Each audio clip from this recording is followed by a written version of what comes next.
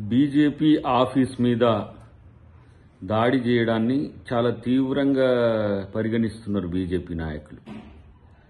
మరి మహిళలపై ప్రియాంక గాంధీ గారిపై సామాజిక దాడి చేస్తున్న ఆ రమేష్ బిదూర్ అంటోని పరిస్థితి ఏందో ఒకసారి ఆలోచించుకోండి. వాన్ని చెప్పుతో కొట్టేది పక్కన పెట్టి ఆఫీసుల మీద దాడులు జరుగుతున్నాయని చెప్తున్నారు. ఇలా ఒక మహిళ పట్ల, మహిళా సమాజం పట్ల మీ ప్రజా ప్రతినిధులకు ఉన్న సోయి ఏందో ఆ రమేష్ని చూస్తే అర్థమవుతున్నది. నిజంగా మీరు మహిళా వ్యతిరేకులే కాదు, ఒక జుగుప్సాకరమైన నాయకులుగా మారిన పరిస్థితి ఆత్మపరిశీలన చేసుకోండి. మళ్ళా సన్నాయి నొక్కులు, మహిళల్ని కించపరిస్తే వాళ్ళ మీద ఎలాంటి చర్యలైనా తీసుకోవచ్చు.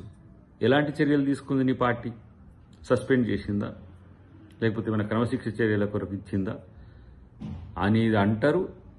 మళ్ళీ పైగా ఈ పొంకనాలు, ఆఫీసుల మీద దాడులు చేసిన వాళ్ళని అరెస్ట్ చేయండి అంటే మరి రమేష్ అంటూని అరెస్ట్ చేయండి. ఏ విధంగా అంటాడు? ఎట్లా అంటాడు? ఎవరి దన్ను చూసుకొని అంటాడు? మీరు ఇదేనా మహిళా రిజర్వేషన్ బిల్లు తెచ్చి మహిళల పట్ల మీకున్న అంకితభావం ఇదేనా? మహిళల పట్ల అనుసరిస్తున్న విధానం ఇదేనా? సిగ్గుండాలి కదా కనీసం. అంటే